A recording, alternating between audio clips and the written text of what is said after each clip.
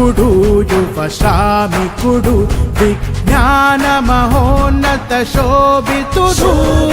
కార్మికుడు సదసేవకుడు మహోజ్వల ప్రజ్వల సైనికుడు ప్రజాబలం కలిగిన వాడు ప్రజల్లో